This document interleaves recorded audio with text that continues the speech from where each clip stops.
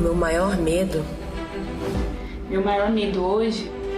Meu medo está muito relacionado a um sentimento de perda. É algum parente ficar muito doente, ser internado e eu ser impedido de fazer qualquer coisa, ajudar de qualquer forma e não conseguir fazer nada para ajudar. Eu tenho medo de uma guerra civil decorrente da crise econômica que o vírus trouxe. Eu tenho medo do aumento nos casos de depressão e suicídio em decorrência dos tempos difíceis que estamos vivendo. É o medo de não conseguir controlar o meu próprio medo. O medo que me paralisa e que me congela. Essa situação toda tem causado muito pânico e principalmente insegurança.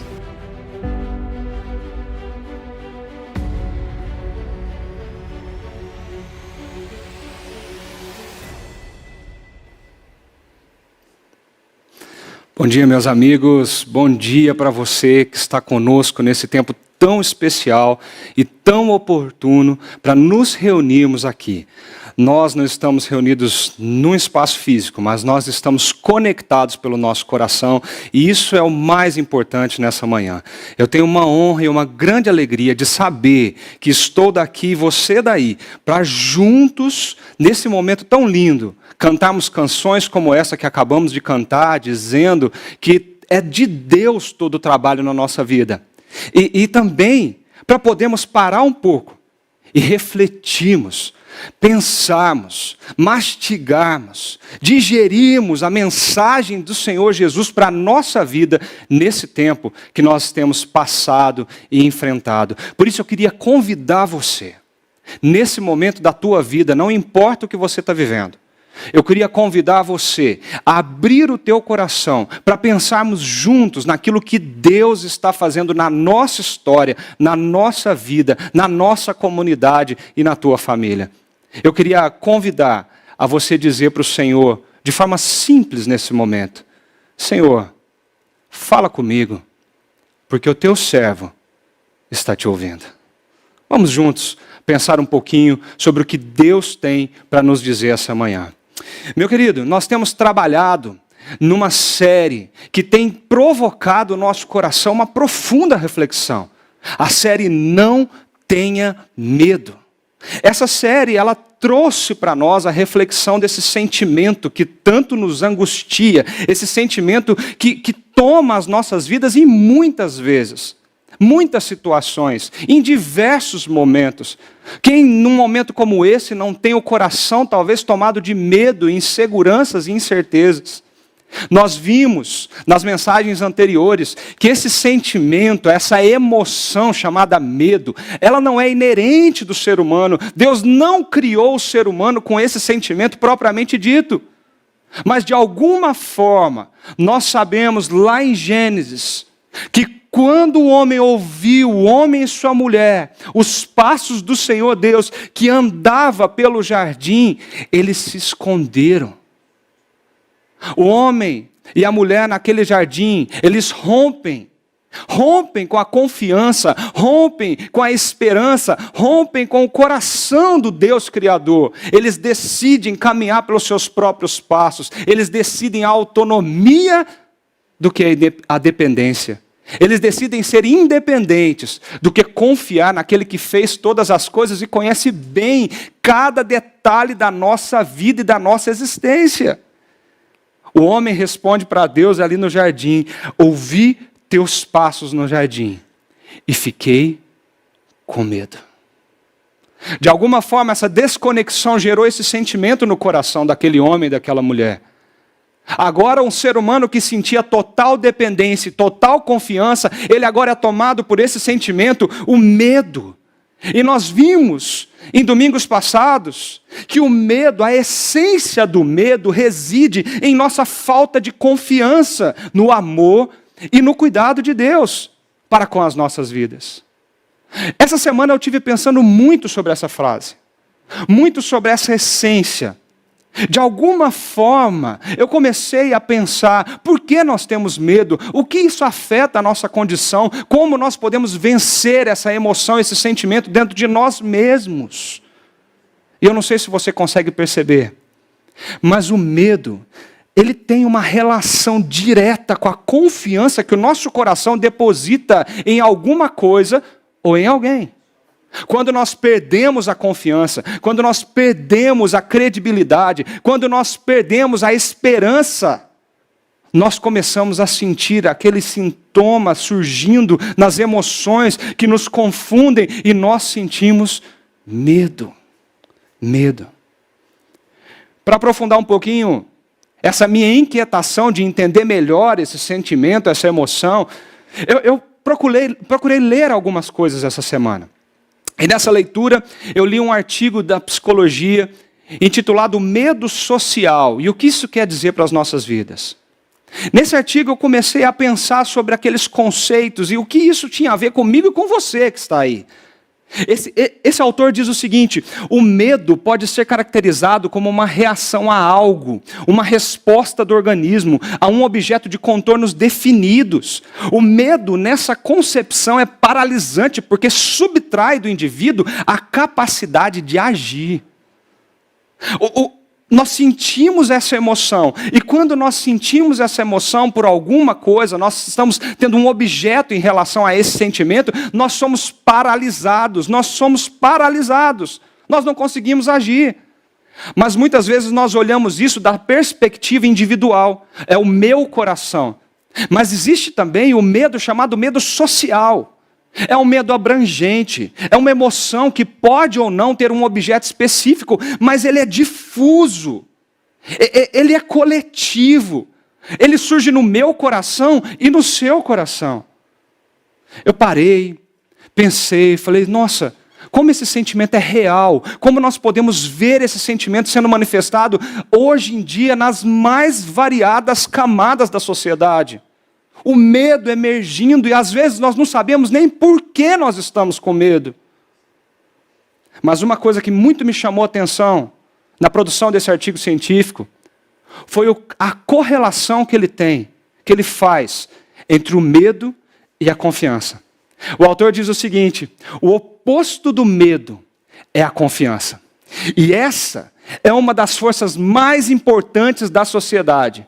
Se configura como uma emoção que é a base da ação humana. Sem confiança relativa ao futuro, à vida e à relação entre as pessoas, se torna impossível viver. Sem a confiança, é impossível viver em sociedade. Sem a confiança, é impossível viver em sociedade. Sabe a conclusão que eu chego quando eu pensei sobre tudo isso que nós estamos conversando? O que mais nós estamos vivendo hoje é um colapso emocional, porque nós fragilizamos a confiança que temos na vida, no futuro e nas relações. Desde os primeiros dias, quando nós rompemos com o Criador, quando nós queremos dar os nossos passos de autonomia e independência, sabe o que nós fizemos? Nós colapsamos as nossas emoções de confiança e dependência naquele que criou todas as coisas. E o medo tomou conta do nosso coração. Nós estamos em caos emocional. Meu amigo, pense nesse ano de 2020. Quantos de nós não entramos nesse ano dizendo: esse ano vai ser uma reviravolta na minha vida? Quantos de nós não entramos nesse ano dizendo que agora as coisas na empresa vão melhorar, as coisas na minha casa vão melhorar, as coisas na minha família, nas minhas relações vão melhorar, o meu casamento vai melhorar esse ano? Quantos de nós não olhamos para esse ano de 2020 dizendo para ele: agora as coisas vão, porque 2019 foi muito tenso. Agora as coisas tendem a melhorar politicamente, economicamente, eu tenho certeza disso.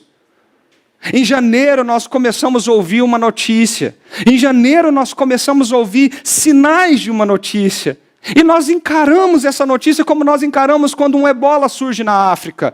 Nós olhamos, dizemos: nossa, é uma pena, Deus tenha misericórdia, mas está muito longe de nós, isso não vai chegar aqui. mal sabíamos que em questão de dias ou meses, nós estaríamos todos enclausurados em casa. Por quê? Porque isso chegou até nós. Eu não sei se você consegue absorver isso. Nós já chegamos a mais de 1.800.000 casos de Covid-19 no nosso país. Nós já ultrapassamos a faixa de 70.000 mortes, isso em 4 ou 5 meses. Nós olhamos à nossa volta e nós vemos a economia quebrada, com medo de uma recessão cada vez maior quando ela chegar. Nós vemos a política fragilizada, polarizada. Uma guerra ideológica está sendo travada no meio de um campo de batalha, de uma guerra sanitária. Nós estamos vendo isso, sentindo isso. E sabe o que acontece conosco? Isso tudo tem levado o nosso coração a pensar, repensar, o coração a perder a confiança no presente. Será que isso vai acabar? Quando isso vai acabar? Será que nós vamos estar imunes a esse vírus? Será que a nossa economia vai ser estável alguma vez na vida? Será que nós vamos voltar a ter algum momento de paz e tranquilidade? Nós temos uma desconfiança do futuro. Nós olhamos para o futuro incerto e dizemos: o que será de nós no amanhã? Em todas as áreas da nossa vida, nós vemos essa emoção surgir. O medo. O medo. Essa semana eu parei alguns minutos para ouvir um webinar muito interessante, produzido pela Amplify, que é uma empresa de comunicação contemporânea digital, e eles disponibilizaram um material que eu achei uma coisa muito interessante. Eles disseram, depois de uma pesquisa muito bem feita e elaborada sobre a nossa situação atual, e eles disseram: nós nunca, mais do que nunca, vivemos em um mundo VUCA. Eu não sei se você já ouviu falar dessa expressão VUCA. Ela teve origem lá nos anos 90, depois da Guerra Fria. Ela foi utilizada para explicar a complexidade das incertezas na geopolítica mundial. Mas, olhando em 2008, uma crise que abarcou a nossa economia, muitos empresários trouxeram esse conceito para dentro das suas próprias empresas. Olhando para um mundo que agora era volátil, incerto, complexo e ambíguo. Olhando para todas as direções, nós precisamos entender o quanto o mundo tem se apresentado volátil. As mudanças acontecem muito rápido. O quanto o mundo é incerto. Nós olhamos para o futuro e não sabemos o que podemos esperar. O quanto o mundo é complexo. Porque quando nós entendemos alguma coisa, ou pensamos que estamos entendendo alguma coisa, novas coisas surgem para nos confundir. O quanto o mundo é ambíguo. E às vezes nos deixa perplexos diante de situações que nem esperávamos.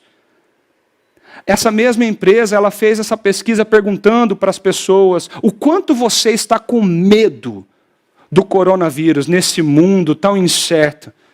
E o que me chamou a atenção é que o maior nível do medo foi observado no início do período do isolamento, mais ou menos por volta de março. Mas quando você olha o restante da pesquisa, o índice desse medo de 6 a 10 pontos, ele continua muito alto. As pessoas estão em casa. Parece que uma nova realidade chegou sobre elas, mas o medo continua imperando sobre o seu coração. Uma matéria da Veja Saúde pesquisou e mostrou que o grau de medo e tensão dos brasileiros com o coronavírus continua extremamente alto.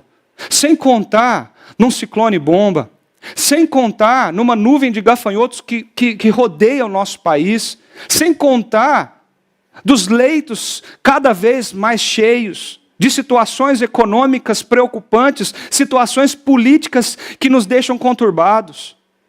Essa pesquisa mostrou que medo, preocupação e insegurança são as palavras mais citadas pelos brasileiros nesse começo do primeiro semestre desse ano e no segundo trimestre desse ano. Eu queria voltar, depois de tudo isso, com você nessa imagem. Ouvi os teus passos no jardim e fiquei com medo. A essência do medo reside na falta de confiança no amor e no cuidado de Deus para com as nossas vidas. Olha para o teu contexto. Olha para a tua realidade. Olha para a tua vida. Nós estamos vivendo um momento único na nossa história, onde as pessoas estão sendo gradativamente envolvidas ou completamente submergidas nessa emoção chamada medo. Medo de perderem os seus empregos, medo de fecharem os seus negócios, medo de serem contaminados por esse vírus, medo de perderem pessoas queridas e não terem nem a oportunidade de se despedir, medo das tensões políticas, medo em toda essa situação de isolamento demore muito, muito mais do que nós possamos imaginar, e todo o colapso do mundo que isso pode gerar. Mas eu queria chamar a tua atenção, porque ao longo da história bíblica, em inúmeras situações, Deus vem ao encontro de pessoas que estão também envolvidas por esse tipo de sentimento. Nós pensamos que o nosso contexto é o único contexto assim na história, mas as pessoas já passaram por momentos assim, onde se sentiram temerosas, com medo, inseguras, com as incertezas que o futuro tinha para trazer e com o caos do presente. E quando Deus vem ao nosso encontro nesses momentos, Ele traz uma palavra, e uma palavra que é capaz de transformar as nossas emoções, transformar o nosso coração, transformar a nossa realidade e a nossa história de vida. Ele diz para mim e para você: não temas, não tenha medo. Ei, preste atenção. Ele está dizendo para mim e para você: eu sei que tudo isso à tua volta está caótico, mas confie em mim, porque quando você confiar em mim, o medo será dissipado do teu coração. Quando você restaurar a confiança que eu criei você para sentir, o medo será restaurado na tua história, na tua vida, na tua família, e sem medo você conseguirá viver melhor e viver no lugar certo, onde eu desejo para você. Nós vimos nessa série de mensagem, nós vimos Abraão e a relação dele com essa fala: não tenha medo. E nós aprendemos um pouquinho de não ter medo diante das decepções do presente. Nós vimos a história de Jacó e também nós aprendemos um pouquinho sobre não ter medo diante das mudanças inesperadas da nossa vida. Domingo passado nós olhamos para o texto de Deuteronômio e nós aprendemos o que é não ter medo diante de um novo normal, uma nova realidade, como aquele povo estava diante da terra prometida. Hoje eu queria convidar você, para você olhar para um pouquinho para o histórico de um outro momento desse povo de Deus. Um momento que nós ouvimos muito nos últimos domingos, ouvimos muito nesse ano: o exílio. O exílio foi um tempo que marcou a história do povo de Israel. Incertezas, inseguranças, fragilidades, coisas como essas tomaram o coração daquele povo. Nós falamos do exílio, mas talvez nós não sentimos na nossa pele o que é passar por um exílio. Um lugar de insegurança, de sentimento de abandono, de instabilidade. Imagina você com seus bens, a sua casa, a sua família, você com seu trabalho, podendo produzir e podendo receber a paga da tua produção, e de repente você tem as suas terras invadidas, a sua casa invadida, você tem as mulheres abusadas sexualmente, você tem os jovens sendo mortos, os idosos sendo mortos, você tem a nação sendo colapsada, a economia chegando a zero, você tem uma situação política onde não existe mais uma nação, um povo, um país, tudo foi destruído. E você é levado para uma nova realidade. Uma nova realidade onde você agora se submete a um rei estranho, a uma terra estranha, a uma cultura estranha, a um lugar onde você não nasceu e você nunca sonhou educar os seus filhos. Você é obrigado a trabalhar em coisas que você não queria. Você é obrigado a produzir coisas que você não produz. Em momentos como esse, eu imagino aquele povo passando por isso. Quando Nabucodonosor invade aquela região de Israel e toma o povo, levando eles cativos na Babilônia. O coração daquele povo foi imergido no medo. Imagine comigo, o que passou na mente desse pessoal? O que será de nós? Como vai ser o nosso futuro agora? Como nós vamos criar os nossos filhos? Qual a história nós vamos contar para eles? Como que nós vamos nos alimentar? Qual vai ser o meu trabalho? Onde nós vamos morar? Nós vamos nos submeter a tudo isso? Em momentos como esse é muito comum a nossa fé ser fragilizada, a nossa confiança ser fragilizada. E às vezes, nós até colocamos ela em outras coisas. Só restou a minha família. Isso é tudo que eu tenho. Isso é o que eu vou me apegar. Só restou esse pedacinho dos meus bens. Isso é tudo que eu tenho. E é isso que eu vou me apegar. Nós construímos o foco da nossa vida, então, em momentos incertos e inseguros como esse, em meio a crises e adversidades que vêm sobre nós, naquilo que pode resgatar a confiança e a esperança da nossa vida. Mas muitas vezes, nós construímos isso em locais errados. Muitas vezes, nós entregamos a nossa confiança para pessoas erradas. No meio desse caos, a Bíblia nos conta a história de um profeta. O profeta Isaías. Isaías, ele viveu no século 6, mais ou menos, antes de Cristo. Ele viveu em Jerusalém, na última metade do período dos reis de Israel. Ele falou em nome de Deus para os líderes de Jerusalém e de Judá. Ele saiu contando e profetizando a mensagem de Deus para aqueles líderes daquela cidade. Ele anunciou uma mensagem de juízo divino diante da corrupção, da rebelião, da desobediência que o povo tinha em relação ao compromisso com Deus. Isaías começou a dizer para aquele povo: vocês estão trocando a confiança, a fé e a dedicação de vocês em Deus, o nosso Senhor, Criador de todas as coisas, para colocar essa confiança, essa obediência em outras coisas, em outros ídolos, que não é o Senhor. Isaías saiu dizendo para aquele povo: cuidado, porque um juízo de Deus virá sobre nós. Mas Isaías também anunciou uma mensagem de esperança sobre a restauração e o estabelecimento do reino de Deus, se aquele povo se arrependesse e se voltasse de fato para o Senhor. Para a gente entender um pouquinho da mensagem dessa manhã, nós precisamos entender como Isaías estrutura tudo isso que ele disse para aquele povo. A mensagem do livro de Isaías é dividida praticamente em 2 grandes blocos. Do capítulo 1 ao 39, do capítulo 40 ao 66. Nessas 2 sessões existem várias pequenas sessões. No primeiro bloco, 3 delas, e no segundo bloco, mais 3. No primeiro momento, Isaías mostra essa mensagem de julgamento e esperança para Jerusalém, para os líderes de Jerusalém, para o povo em Jerusalém. Num segundo momento, a mensagem de Isaías, do capítulo 13 ao 27, é expandida para as outras nações, e agora ele fala não somente do que Deus está por fazer em Jerusalém, com Israel, mas também para todos aqueles que não se submetem ao domínio do Senhor. No capítulo 28 ao 39, nós vemos a ascensão e a queda de Jerusalém. Especificamente no capítulo 30, nós vemos cumprindo a profecia de Isaías de juízo sobre aquele povo e sobre aquela nação. O exílio vem, o povo vem ser subjugado a um rei estranho, a uma terra estranha. Isaías anunciou que isso ia acontecer, e isso aconteceu.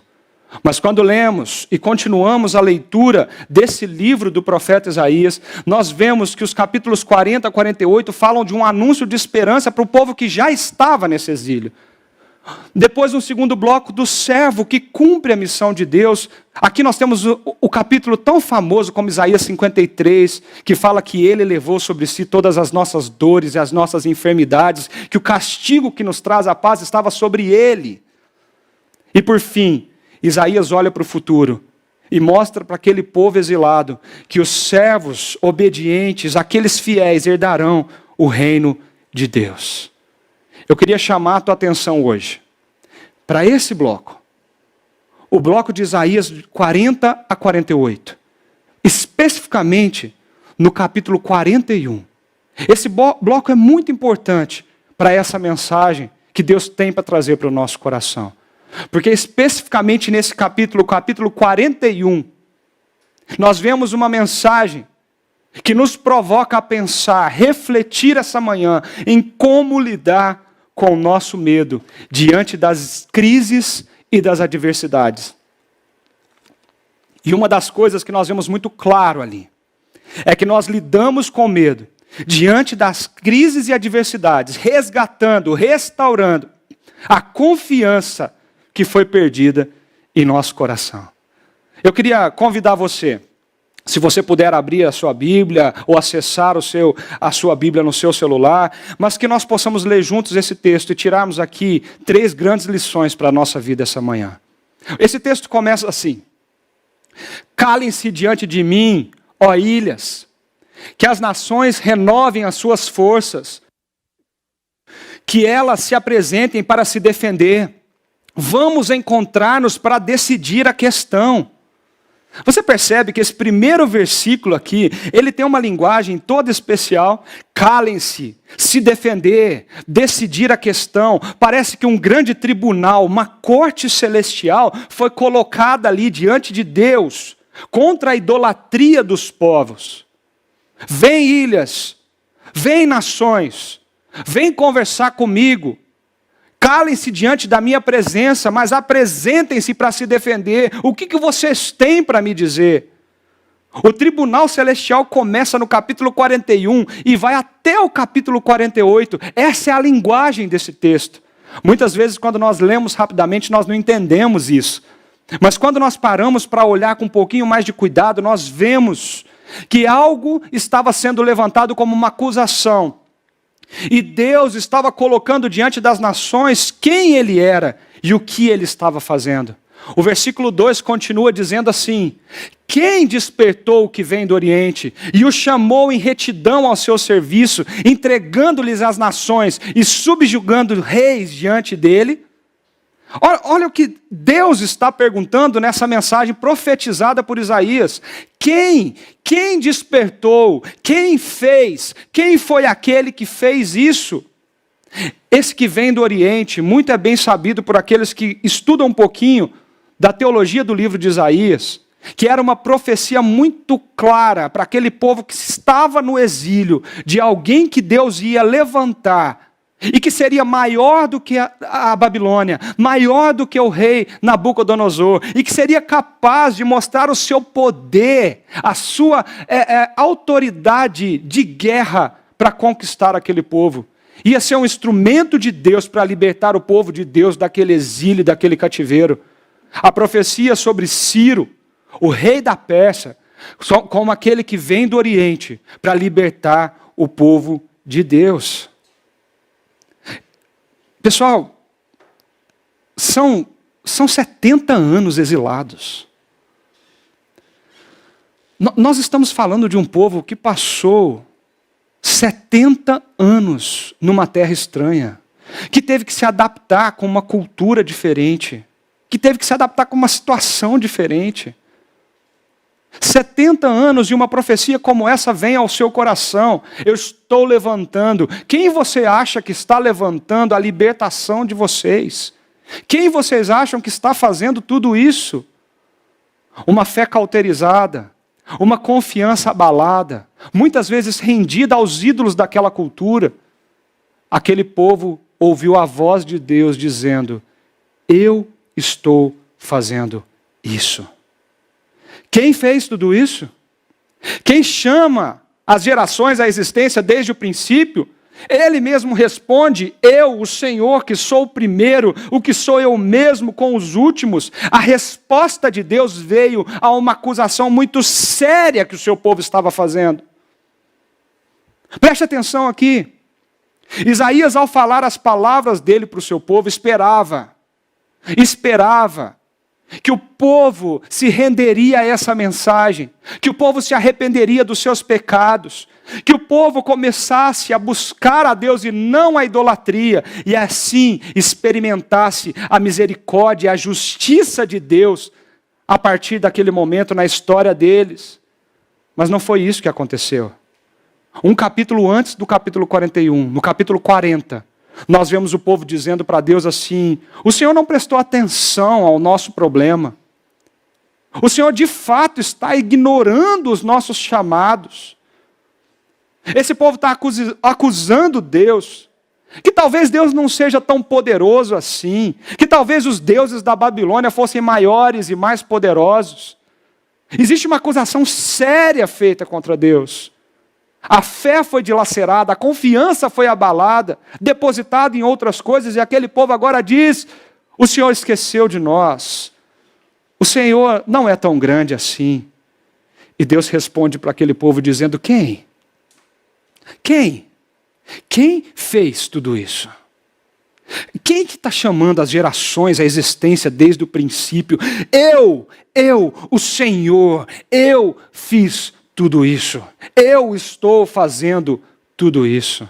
E ele ainda diz mais, porque agora ele fala desse desejo de colocar a sua confiança em outros ídolos. Ele diz para as ilhas viram isso e temem. Os confins da terra tremem. Eles se aproximam e vêm à frente. Cada um ajuda o outro e diz ao seu irmão: seja forte. Olha só o que o versículo 7 diz: o artesão encoraja o ourives, e aquele que alisa com o martelo incentiva o que bate na bigorna.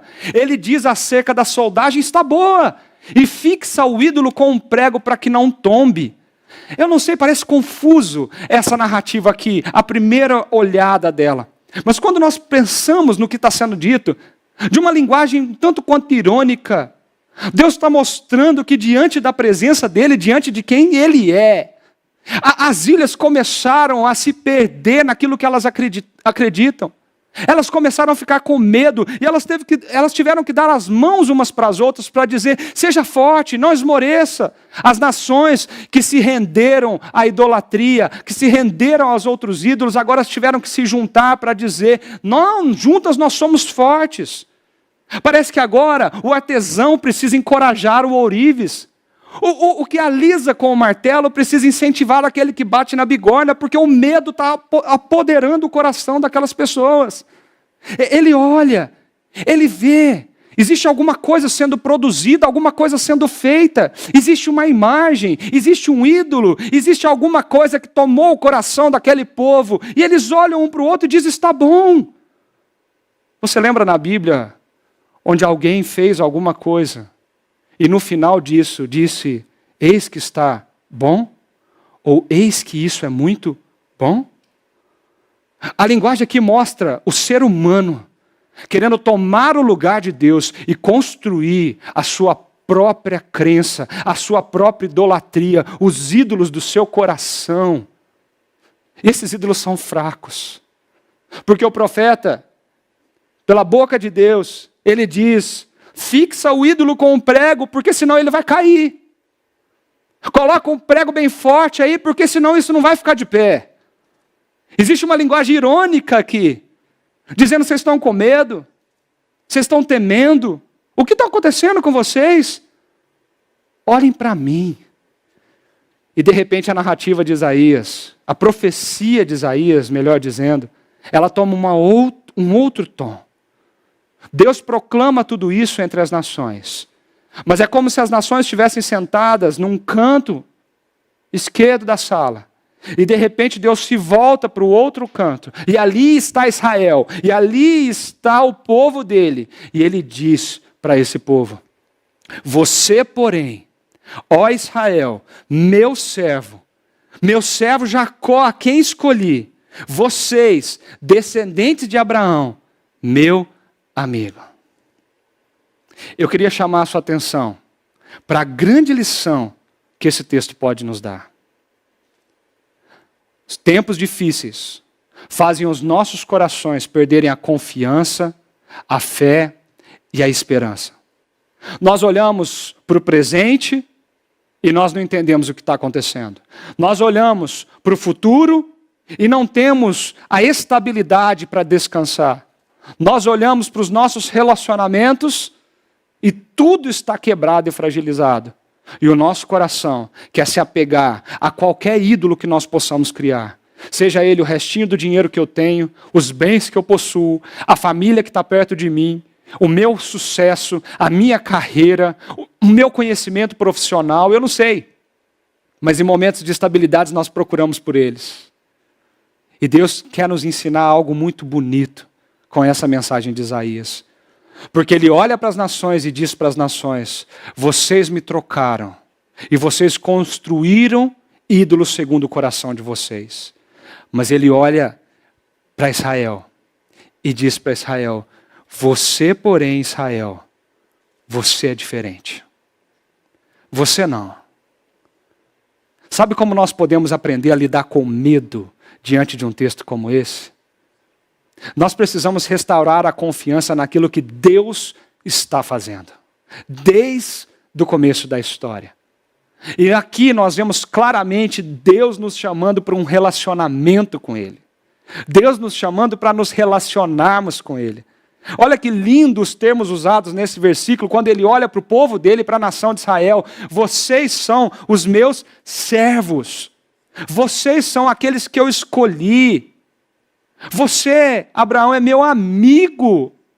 É Deus que está dizendo isso. Quando a gente se coloca na posição de servo, nós estamos falando de uma posição de submissão.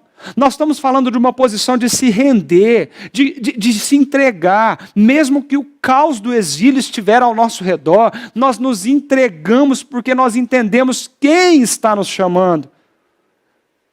Quando nós entendemos que Deus nos escolheu e nos chamou, nós temos uma nova perspectiva de quem nós somos. Você imagina isso? Deus chamou o povo dele pelo nome. Chamar pelo nome quer dizer que Deus tem intimidade suficiente para chamar você, não como qualquer um na sociedade, mas chamar pelo teu nome. Quando você está sentado em algum lugar com muita gente, de repente alguém faz algum sinal chamando uma pessoa, todos começam a acenar pensando, quem que ele está chamando? Talvez você levanta a mão, sou eu, é eu que você quer. Mas quando alguém diz o seu nome, você sabe que é você.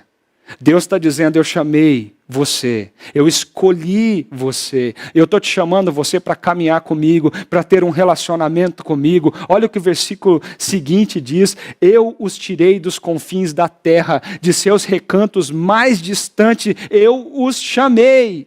E eu disse, você é meu servo, eu o escolhi e eu não o rejeitei.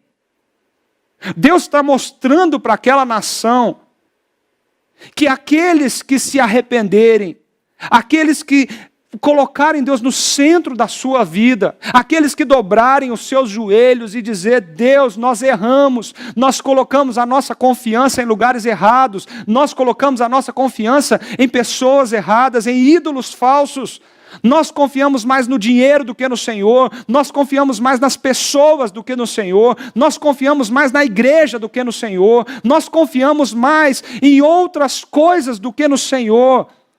Quando esse povo se voltar o coração dessa forma, em submissão, dependência, fidelidade, Deus nos chama para viver um relacionamento conosco, com Ele. Um grande relacionamento com Ele. Deus olhou para Abraão e disse, vem Abraão, sai da tua terra. Sai da tua terra. Sai da tua terra que eu vou te mostrar uma nova terra. Eu vou fazer um povo a partir de você. Deus se mostrou esse relacionamento através de Moisés, quando chama Moisés para libertar esse povo no Egito. E Deus caminha com Moisés. Quando o povo estava no deserto, Deus manda construir um tabernáculo. Sabe o que isso significa? Que Deus começou a habitar no meio do povo. Deus não só queria ser o Deus reverenciado e adorado, isso Ele é. Mas Ele queria ter um relacionamento íntimo e pessoal com o povo dele. Ele manifesta isso no seu ápice quando Jesus vem até aqui. E Jesus olha para Pedro e diz, Pedro, vem comigo. Eu vou ficar na tua casa, Zaqueu. Mateus, me segue. Quando Jesus pega crianças no colo. Quando Jesus olha nos olhos daqueles rejeitados e marginalizados, chamando eles para um relacionamento com o Pai. Deus não quer de você que o seu coração seja tomado por medo e que você coloque a sua confiança no desespero em outras coisas. Deus quer mostrar para você que você é o servo dele, chamado pelo teu nome, a quem ele escolheu e não rejeitou. Embora aquele povo se sentia rejeitado, Deus fez questão de afirmar para aquele povo: eu não rejeitei vocês, vocês são meus. Olha o que ele fala no versículo 17 desse mesmo capítulo: o pobre e necessitado buscam água e não a encontram, suas línguas estão ressequidas de sede. Mas eu, o Senhor, lhe responderei, eu, o Deus de Israel, não os abandonarei. Quando eu penso em tudo isso, meu querido, minha querida, eu penso na minha vida, eu penso na sua vida, e uma coisa vem ao meu coração: se Deus está nos chamando pelo nosso próprio nome a um relacionamento íntimo e profundo com Ele, como nós temos cultivado esse relacionamento? Como nós temos nos dedicado a esse relacionamento? E eu tenho aprendido na minha vida que relacionamento precisa de tempo e confiança. Precisa de dedicação do seu tempo. E precisa de confiança na outra pessoa. Se você não tiver tempo e confiança, você não consegue nutrir, sustentar um relacionamento saudável. Como você tem feito isso no teu relacionamento com Deus? Quantos minutos da tua agenda você tem exclusivamente para Ele? Quando o seu coração é tomado por essa emoção, o medo, quanto tempo você gasta dizendo para Ele sobre esse medo? Quanto tempo você gasta olhando para essas palavras como essa, e dizendo na tua vida: eu preciso restaurar a confiança no meu coração de que eu sou aquele que Deus chamou pelo nome. Eu sou aquele que o Criador do universo disse: você é meu. Você é meu. Por isso, não temas. Não tenha medo. Você não precisa ter medo. Então, o primeiro ponto para a gente poder entender como lidar com o medo diante das crises e das adversidades, como aquele povo viveu durante o exílio, é reacender a chama da confiança em Deus, quando nós trazemos à nossa memória, à nossa mente e o nosso coração, que Deus nos chama para um relacionamento com Ele. Um relacionamento com Ele. Mas quando nós continuamos o texto, nós vemos o versículo 10, e olha que bonito isso.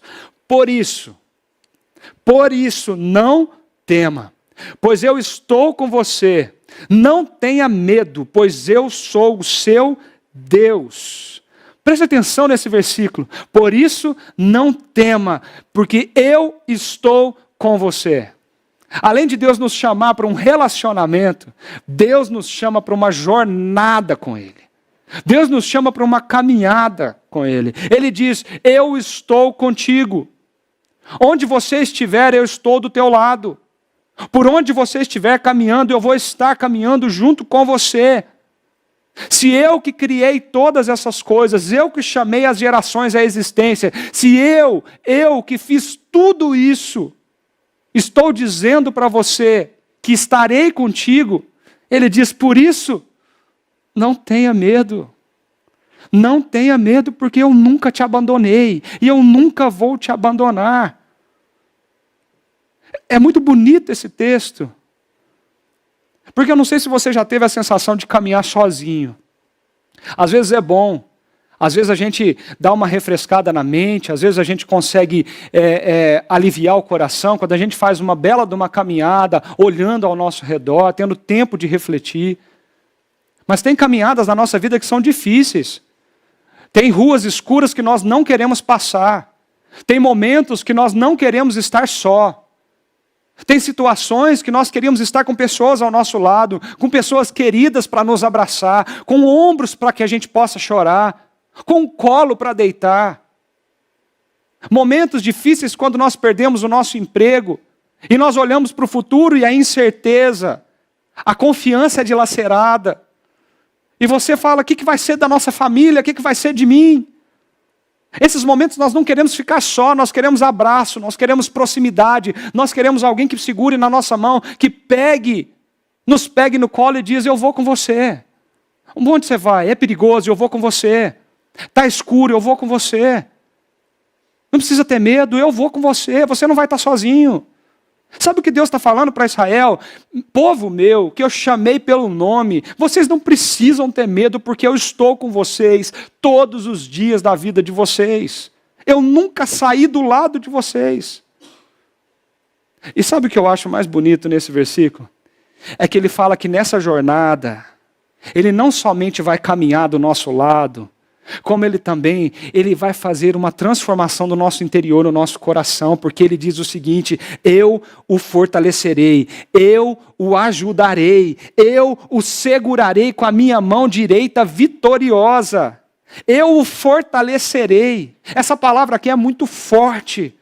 O final do capítulo 40, o capítulo anterior, ele termina dizendo assim: é Ele quem fortalece o cansado e dá grande vigor ao que está sem força. Até os jovens cansam e ficam exaustos, os moços tropeçam e caem. Mas aqueles que esperam, aqueles que confiam no Senhor, renovam as suas forças, eles voam alto como águias, correm e não ficam exaustos, andam e não se cansam. Ele diz: eu vou estar contigo, caminhando do teu lado, sentado naquele banco de hospital. Não importa a situação que você está passando, eu estou com você. E ele diz: eu vou dar forças para o seu coração, eu vou fortalecer a sua vida. Você não está sozinho. Ele ainda diz o seguinte: eu vou te ajudar. Meu querido, se Deus vai me ajudar, Ele não vai fazer no meu lugar. Se Deus vai me ajudar, Ele não vai fazer no meu lugar. Ele vai pegar na minha mão, Ele vai caminhar do meu lado, Ele vai fortalecer o meu vigor, os meus ossos, o meu físico. Mas se Deus vai me ajudar, Ele vai esperar de mim o que eu tenho que fazer. Eu preciso me mover. Nós estamos vivendo no meio de uma pandemia, nós estamos vivendo no meio de uma infecção de pessoas com esse vírus. Nós temos uma responsabilidade social nas mãos. Nós temos uma responsabilidade sobre a outra pessoa. Nós não podemos simplesmente dizer: Deus vai ajudar, Deus vai fazer. Não, Deus vai ajudar sim, mas Ele espera da nossa parte. E qual é a nossa parte? Fique em casa, se proteja. Faça as medidas preventivas que você precisa fazer, não coloque em risco a sua família. Meu amigo, uma coisa é você precisar ir sair, ter que trabalhar. Outra coisa é você decidir viver a sua vida como se nada tivesse acontecendo à tua volta. Esse momento é terrível, ninguém tem dúvida disso. Mais e mais notícias de pessoas que estão falecendo, nossos conhecidos por essa doença têm chegado a nosso conhecimento. Ontem à noite eu chorava no telefone com alguém que perdeu o seu pai por causa de uma contaminação como essa. Deus está fazendo, Deus está agindo, mas Ele está pedindo para nós: se arrependam, não coloquem a sua confiança em coisas estranhas, em ídolos falsos, e façam a parte de vocês. Se Deus vai me ajudar, Ele não vai fazer no meu lugar, então faça o que você tem que fazer, confiando no que Deus pode fazer. E por fim, ele fala uma coisa que chama muito a minha atenção, porque ele diga: eu vou segurar você com a minha mão direita. A mão direita de Deus é a mão da ação, é a mão do poder, é a mão de quem tem poder para sustentar alguém. E preste atenção numa coisa. Ele diz: eu o segurarei. Sabe o que eu aprendo com isso? Não somos nós que seguramos na mão de Deus. Talvez você, como eu, já cantou aquela música, né? Segura na mão de Deus e vai. Não somos nós que seguramos na mão de Deus. A Bíblia nos fala que Deus é quem segura na nossa mão. Deus segura a nossa mão. E quando Deus segura a nossa mão, Ele não larga. Sabe quando a imagem que me vem à mente quando eu penso nesse versículo? Quem tem filhos pequenos vai saber do que eu estou falando. Talvez o seu filho já tentou atropelar você e sair correndo quando você está tentando atravessar uma avenida perigosa. E quando ele vai porque ele é destemido, ele não tem medo, ele não tem noção da realidade, dos perigos dos carros que estão ali passando. Quando você tem um filho pequeno, você segura na mão dele com a tua mão direita, com toda a força que você tem. E quando aquela avenida é perigosa, você segura mais forte ainda, porque sua mão pode estar suada, você pode perder a atenção, ele pode soltar da sua mão, ele pode correr o risco de ser morto por um carro. E você segura na mão dele. Ele na hora talvez não entenda disso, ou talvez se sinta confortado, mas o pai segura na mão do filho e não solta. Eu olho para um texto desse e eu penso, Deus está dizendo para mim e para você, querido, eu vou te fortalecer, mesmo que as suas forças estejam no zero. Eu vou te fazer forte. Eu vou dar força e vigor para você. Porque eu caminho do teu lado. Eu te chamei para essa jornada. Eu vou te ajudar. Faça a tua parte, porque eu já estou fazendo. Mas eu vou te segurar pela mão. Eu vou te segurar pela mão para conduzir você. Eu vou segurar pela mão para mostrar para você o caminho. Eu vou segurar você pela mão para te dar toda a segurança e proteção que você precisa em momentos de crise e adversidade. Olha só o que o versículo 15 e o 16 fala.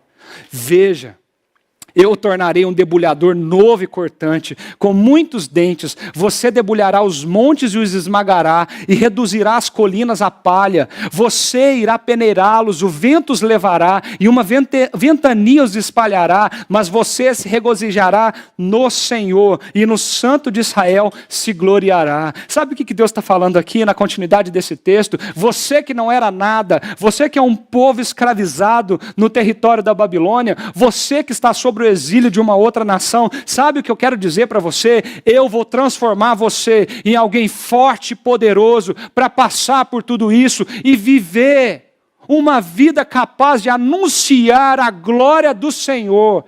Por isso que ele diz, você se regozijará no Senhor, o Santo de Israel, porque não é na tua força, é na minha. Porque não é a tua mão que segura na minha mão, sou eu que seguro a tua mão. Porque você pode até pensar que está fazendo muito, mas ele está dizendo, eu estou fazendo por você e com você. Deus nos chama para essa jornada com ele. E por fim, eu queria chamar a sua atenção para esse último versículo, o versículo 13. Como lidar com medo no meio da adversidade da crise? Olha o que Deus continua dizendo para aquele povo. Pois eu, o Senhor, o seu Deus, que o segura pela mão direita e lhe diz, não tema, eu o ajudarei, não tenha medo, ó vermezinho de Jacó, ó pequeno Israel, pois eu mesmo o ajudarei, declara o Senhor, seu Redentor, o Santo de Israel. Olha que expressões fortes. Aqui Deus só não chama... Não nos chama para um relacionamento, Deus nos chama para uma jornada e também redime a nossa história. Ele renova todas as coisas, Ele paga o preço no nosso lugar. Pois eu sou o Senhor, o seu Deus, que o segura pela mão direita. Eu o ajudarei. Eu mesmo o ajudarei. Sou eu que estou fazendo todas as coisas. Meu querido, nós precisamos aprender a ter a nossa convicção, a nossa confiança e a nossa esperança nesse Deus que tem na sua mão direita o poder de transformar toda e qualquer realidade na nossa vida, na nossa história e no mundo que Ele criou. Foi Ele que criou. Tem algumas pessoas que olham para essa expressão, ó verme de Jacó, ó pequeno Israel, né? Parecem expressões de afeto, ó vermezinho, não é de afeto, querido. Ninguém vai olhar para sua esposa e falar assim, ó vermezinho do meu coração. Ninguém vai olhar e falar, ó pequenininho. Não é isso, aqui é uma linguagem que está mostrando para aquele povo, sabe quem vocês são? Vocês não são nada. Diante do poderio da Babilônia, vocês sucumbiram. Diante do poderio da Pérsia, vocês podem sucumbir. A Síria já fez parte dessa história e já tomou a terra do Império do Norte. Pensa, aqui Deus está falando para aquele povo, sabe o que vocês são? Vocês são muito pequenos, mas eu posso fazer de vocês grandes. Eu posso fazer a história de vocês ser totalmente diferente, porque eu mesmo quero ajudar vocês. E ele termina esse versículo com uma expressão muito forte. Ele termina esse versículo dizendo: pois eu mesmo o ajudarei, declara o Senhor, o seu Redentor, o Santo de Israel. Sabe o que essa palavra aqui significa? No hebraico, essa palavra é goel. Essa palavra é muito forte. Porque Deus está mostrando a insignificância do povo, o pequenez do povo e a grandeza dele. E ele está dizendo assim, sabe o que eu sou? Lembra que o cenário é um tribunal? Lembra que o cenário é uma decisão jurídica de juízo? E ele diz para aquele povo assim, sabe o que eu sou para vocês? Eu sou Goel. Eu sou Redentor. Goel era uma expressão, essa figura, era uma expressão tanto quanto familiar, era uma pessoa. Era uma pessoa que quando eu perdia todos os meus bens, eu entrava em dívida, não tinha como pagar, eu perdi minhas posses, minha terra, eu perdi a minha dignidade, o meu nome, eu fui vendido como escravo. Por quê? Porque eu não tenho condições financeiras de arcar com aquela dívida minha. Sabe o que acontecia? Uma pessoa da minha família saía daquele lugar e ele ia na direção daquela pessoa endividada. E sabe o que ela fazia? Ela falava, eu pago a sua dívida. A dívida não é minha, mas eu pago ela.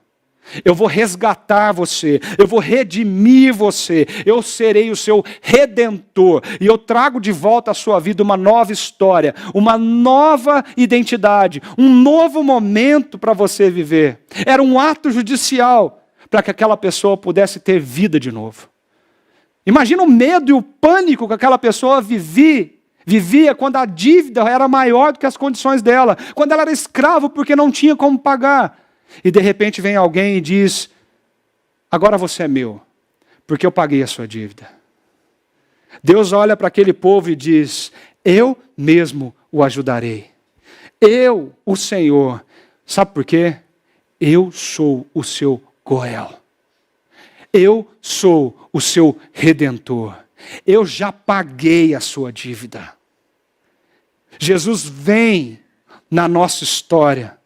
Jesus vem, o próprio Deus se encarna num homem como eu e como você, sem pecado, sem mácula, sem corrupção. Ele entra na história, e ele entra na história pensando não nele, mas pensando em mim e você. Ele chama cada um de nós pelo seu próprio nome. Quando ele vive a sua vida, ele espalha desse amor, dessa misericórdia, dessa graça, do que Deus tem para nos dar no reino dele. Ele é o servo de Isaías 53. Ele é aquele que entra na história e faz os grandes milagres para mostrar o que Deus quer de nós e espera que vivamos. Mas ele é humilhado. Ele vai para uma cruz. Ele derrama até a última gota no seu sangue. E quando Jesus estava naquela cruz, era o seu nome que ele tinha na sua mente. Quando Jesus estava naquela cruz, ele estava dizendo para mim e para você, eu sou o seu Goel, eu sou o seu Redentor, eu tiro você dessa condição de dívida para te dar uma nova vida. Uma nova vida. E é por isso que Deus nos chama e redime a nossa história. A nossa história, ela se divide entre antes de Jesus e depois de Jesus. A nossa história, ela pode ter caminhado por lugares muito ruins. Nós podemos ter tomado decisões muito ruins. Mas Ele está disposto a chamar você pelo seu nome, redimir a sua história e te dar uma oportunidade de fazer novas todas as coisas. Olha só esse texto, como ele termina. Você quer aprender como lidar com o medo, meu querido? Você quer aprender como lidar com esse sentimento que é seu, que é meu? Não se culpe por sentir medo. Não, mas não deixe o medo tomar conta da tua vida. Você quer aprender a lidar com medo? Lembre que Deus te chamou para um relacionamento com Ele.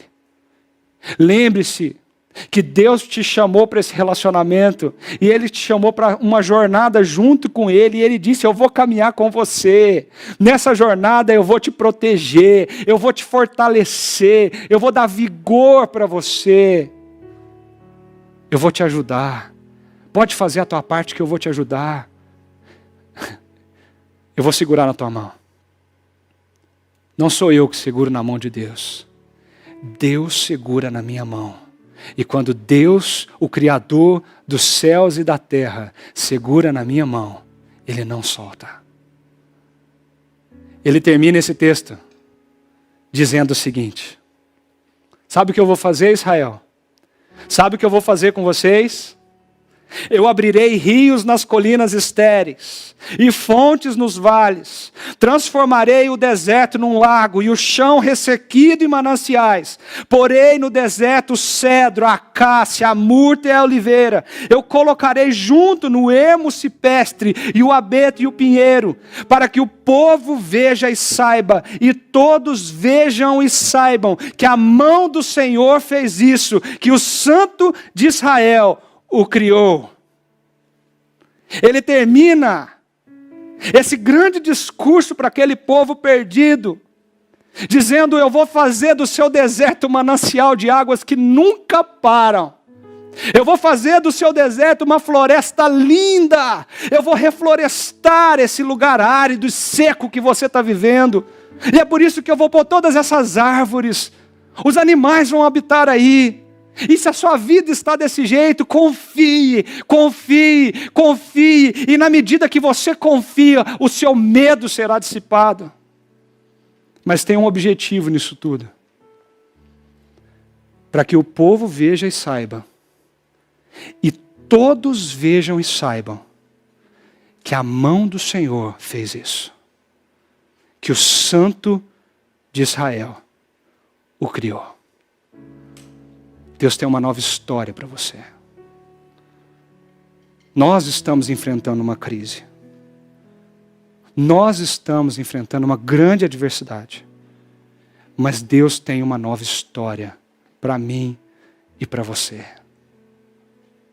Eu te ajudo. Eu te fortaleço. Eu estou segurando na tua mão. Não tema. Não tenha medo. Você não precisa ter medo. Pensa no seu coração. Como está a sua confiança no momento que nós estamos vivendo hoje? Ela está dilacerada? Ela está quebrada? Como está? Ou em quem? Ou em que está a sua confiança nesse momento? Como você tem nutrido o seu relacionamento com Deus nesses dias?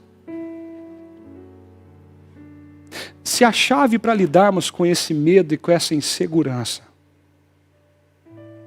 que quebra a nossa confiança, é entendermos que Deus nos chamou pelo nome para viver um relacionamento com Ele. Como você tem nutrido esse relacionamento? O que você tem feito? Lembra? Se Deus fala que vai nos ajudar, Ele não vai fazer em nosso lugar. E você também tem que se mover nessa direção. E por fim, retire um momento desse dia e traga à tua memória momentos em que você sentiu a mão de Deus segurando a sua mão com toda a força. Traga à tua memória aquele momento no hospital onde você talvez estava sozinho e você sentiu a mão de Deus segurando a tua mão. Traga à tua memória naquele velório onde você estava sentado sozinho naquela madrugada e você sentiu a presença de Deus te abraçando e dizendo para você: não tenha medo porque eu estou contigo. Traga à tua memória aquele momento de crise do teu casamento que você enfrentava e dizia: tudo acabou. Mas traga à tua memória aquele momento que Deus veio, interviu na história e transformou todas as coisas. Como Ele disse no final desse texto: eu vou transformar o seu deserto num manancial. Tire um tempo do seu dia. Pense sobre isso. Sabe para quê? Para que você possa restaurar aqui dentro no seu coração a confiança que está sendo quebrada pelos problemas, pela adversidade, pela crise. E quando você fizer isso, as promessas do Senhor vão dissipar do seu coração todo o medo. Por isso, não temas. Não temas. Faça dessa oração, faça dessa canção uma oração. E ouça o que Deus tem para te dizer.